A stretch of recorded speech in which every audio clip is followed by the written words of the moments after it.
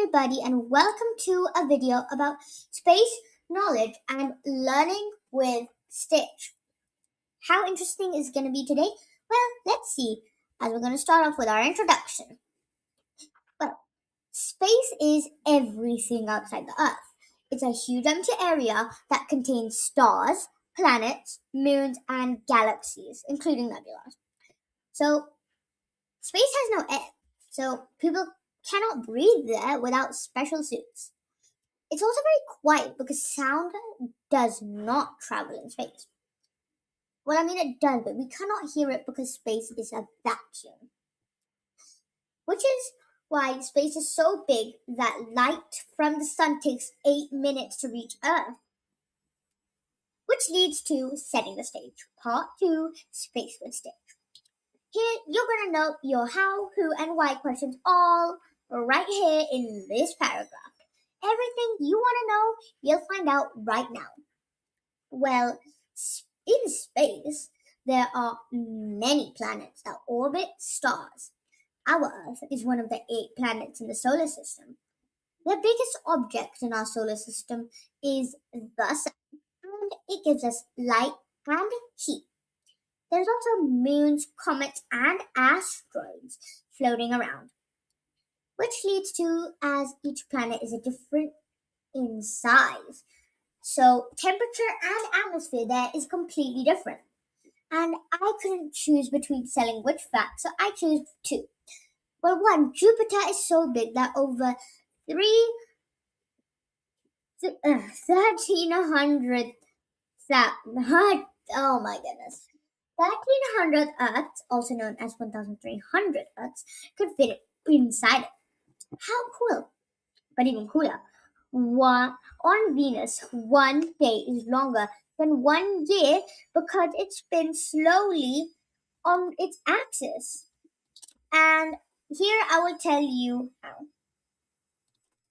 Well, 1 day on Venus and the difference between 1 year is, well, 1 day on Venus is 243 Earth days, also known as on Venus, uh, uh, 225 days as the year and 243 days for 1 day. Crazy, right?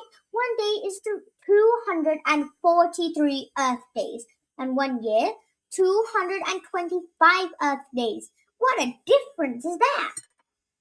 Not just that, but the things in common, such as the heat. Well, these are the 3 planets that have something in common about the heat: Mercury, Venus, and Mars. First of all, Mercury is the closest planet to the Sun and has a rocky crater covered surface with extreme temperatures. However, it's not the hottest even though it's the closest. Venus is the hottest because although it's similar in size to Earth, it has a very thick, hot atmosphere that traps heat and makes it the hottest planet. And then we got Mars, which is also known as the red planet. That kind of gives us that heat kind of name because of its rusty, iron-rich soil that has giant volcanoes and deep valleys. Fun fact for you, one of these planets, I think it was Venus or Mars, probably it was both, have been found, no, it was Mars, sorry, have been found to have water on it, which shows a sign of life. Moving on to part 3. Scientists who study space are called astronomers. So astronauts travel into space using rockets, while astronomers use telescopes to look at stars and planets. So when the 2 come together, they make a whole combination of, well, front view, which is like proper vision of the kind of like where you are, you're looking at what you're studying, and you're looking from Earth, but with kind of like a magnifying glass. When you look at the grass, you use a magnifying glass. Yeah. And one day, we also think scientists believe that one day humans might even travel to Mars or beyond. And the fact is, the first human in space was Yuri Gagarin in 1961. Not that long ago, actually. Okay, well, kind of long ago, because that was quite, let's say, a few a few 50 years back. Now let's move on to our conclusion, which, in conclusion, space is a huge and amazing place full of planets, stars, and galaxies. Scientists are still discovering many new things about the universe each day, and there is so much more to learn. And space will always be full of mysteries waiting to be explored.